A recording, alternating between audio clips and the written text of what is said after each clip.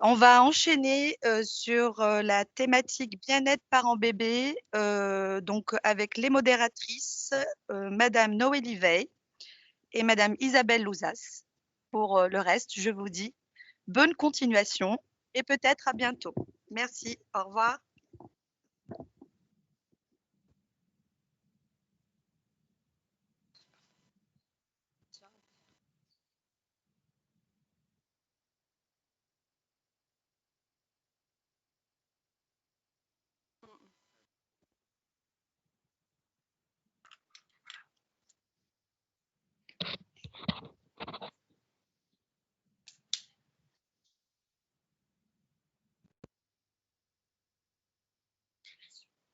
Bien, bonjour tout le monde.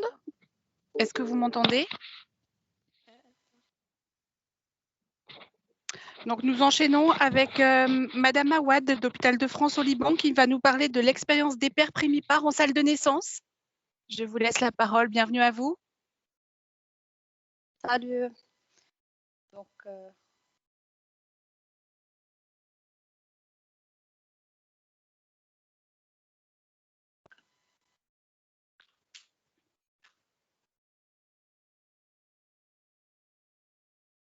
salut tout le monde. Donc, je suis ravie d'être présente parmi vous et de vous présenter donc mon sujet de mémoire pour l'obtention de mon master et qui a été de même donc gagnant du meilleur mémoire sage-femme pour le réseau pour l'année 2020.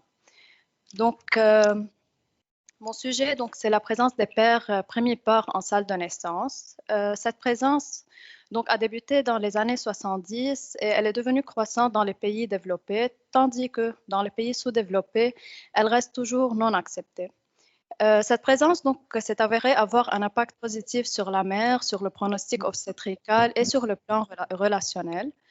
D'où l'importance de ce sujet et les chercheurs donc, se sont intéressés à étudier donc, ce sujet, surtout chez les couples primipares, puisque cette première expérience reste mystérieuse et inconnue.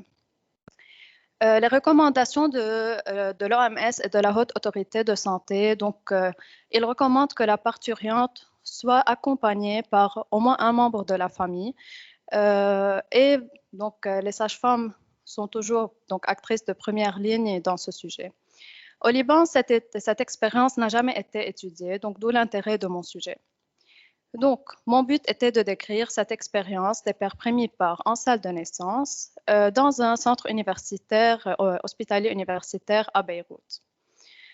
Donc, le cadre de mon étude s'est basé donc sur les études recensées et il s'est basé de même sur 3 thèmes qui sont les émotions ambivalentes, qui incluent les émotions négatives et les émotions positives.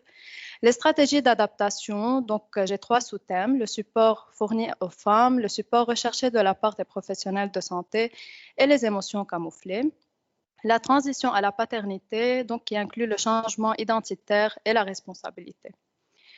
Donc, pour ma méthodologie, puisque c'est une étude qui est qualitative, donc j'ai eu recours au devis phénoménologique descriptif. Dans le but de décrire l'expérience, comprendre la nature d'un phénomène et la signification accordée par les personnes. Le milieu de l'étude a été donc le milieu naturel des participants, donc leur lieu de résidence ou de travail. Et mon échantillon s'est limité, donc c'est un échantillon non probabiliste par choix raisonné et qui s'est limité à 9 pairs après redondance des données et qui ont été interviewés à 6 semaines du postpartum.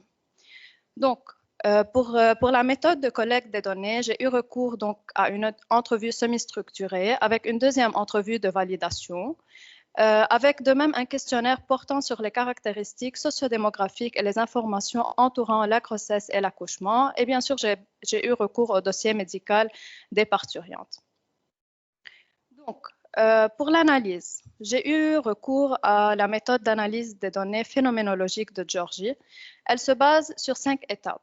La collecte des données, la lecture des données, la division des données en unités, l'organisation et énonciation des données brutes dans le langage de la discipline et la synthèse des résultats. Pour mieux expliquer, donc, après avoir enregistré mes entrevues, je les ai retranscrites, j'ai pris les verbatims qui m'ont donné 180 unités de sens. Donc, Après analyse, j'ai eu 8 sous-thèmes, 3 thèmes et l'essence de mon étude. Concernant les résultats. Donc, pour débuter, j'ai les résultats des caractéristiques sociodémographiques et les informations entourant la grossesse et l'accouchement. L'âge des pères a varié entre 31 et 39 ans. Les 9 pères avaient un niveau d'éducation universitaire. Les 9 grossesses étaient désirées avec un suivi médical. Un seul couple a assisté à des cours de préparation à la naissance. Donc, si on peut voir le type d'anesthésie, j'ai donc une seule femme qui a accouché sans anesthésie et c'était celle qui a donc eu recours au cours de préparation à la naissance. Les 8-9 ont reçu l'anesthésie péridurale. Et concernant l'expulsion, donc j'ai 3 accouchements spontanés et 6 avec instrumentation. Maintenant, pour l'analyse phénoménologique, j'ai eu 8 sous-thèmes avec 3 thèmes et puis l'essence. Concernant les émotions ambivalentes, j'ai donc les émotions négatives et les émotions positives. Avec l'analyse, on a pu voir que les émotions négatives prennent place plutôt en cours de travail, tandis que les émotions positives prennent la relève après l'accouchement. J'ai 7 pères qui ont exprimé la peur donc liée à la santé du bébé, la peur liée à l'inconnu, la peur liée à la santé maternelle. Et j'ai eu 3 pères qui ont exprimé donc leur impuissance en salle de naissance. Ces 3 pères se sont retrouvés dans un rôle passif. Ils ne savaient pas quoi faire en cours de travail. Donc, pour les émotions positives, j'ai 6 pères qui ont exprimé la joie lors de l'accouchement et ceci s'est reflété par des larmes à la naissance. Et j'ai 6 pères qui ont exprimé le soulagement lors de la naissance de leur nouveau-né. Pour les stratégies d'adaptation, donc, les pères ont eu recours à quatre, si on peut dire, catégories de stratégies. J'ai 8 pères qui ont fourni un support à leurs femmes, ceci sur le niveau santé morale, santé physique, support moral et support physique, donc par les mots d'encouragement. Ils répétaient donc les indications données par les professionnels de santé. Et pour le support physique, donc, ils ont eu recours au massage pour leurs femmes, ils tenaient la main de leurs femmes, etc. J'ai 5 pères qui ont donc camouflé leurs émotions, ceci pour qu'ils se sentent en contrôle de la situation en salle de naissance. J'ai 4 pères qui ont recherché le support de la part des professionnels de santé. Donc, ces 4 pères se sentaient donc comme mis à l'écart en salle de naissance. Ils avaient un besoin que les actes soient expliqués pour eux. Donc, ils ont dû rechercher ce support de la part des professionnels. Et j'ai un sous-thème qui a émergé dans mon étude et qui n'était pas présent dans la littérature et qui est la foi.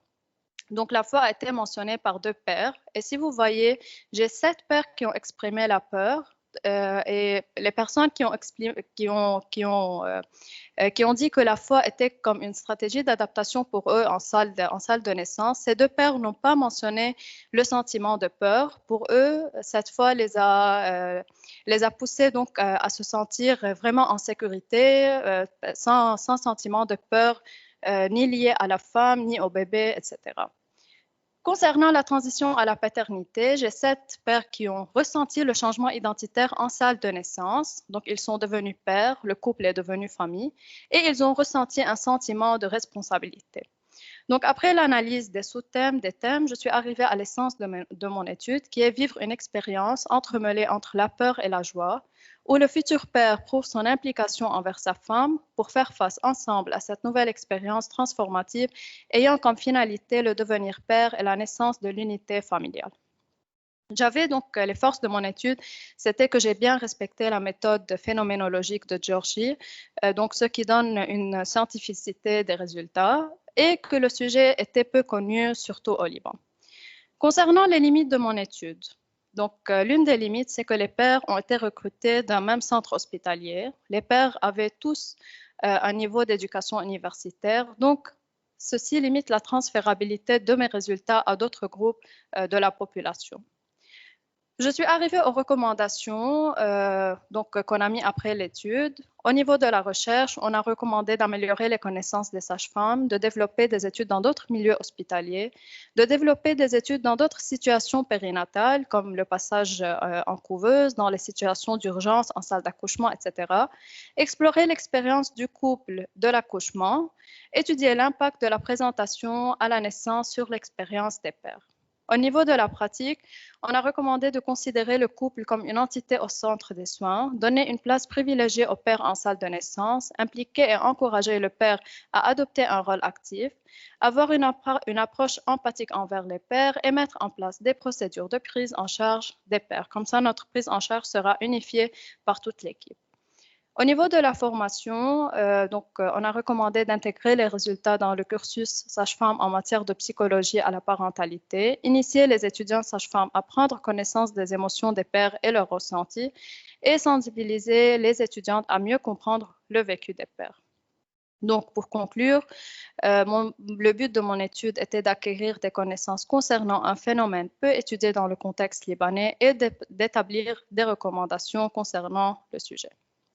Et merci pour votre attention.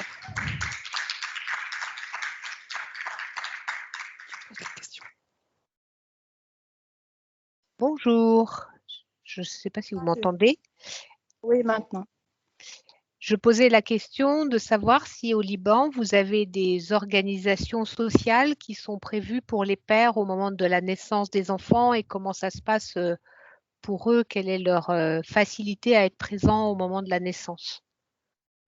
Au fait, nous, on n'a pas d'organisation qui vraiment organise leur présence, mais au fait, au centre auquel je travaille, la présence du père est presque systématique. On encourage vraiment le père pour qu'il soit présent, mais il n'y a pas quelque chose, un protocole qui unifie donc cette présence. Tandis que si on part un peu plus en périphérie, donc on sort en dehors de Beyrouth, on part vers Tripoli ou bien peut-être vers le sud, la présence du père est toujours non recommandée. Donc dû au conflit culturel et religieux, la présence du père reste toujours marginalisée. Donc, c'est juste dans les centres vraiment universitaires qu'on trouve le père présent en salle de naissance. À part ça, la femme, elle est ou bien toute seule ou bien en la présence de sa mère et de la sage-femme. Merci. Merci pour votre réponse. De rien.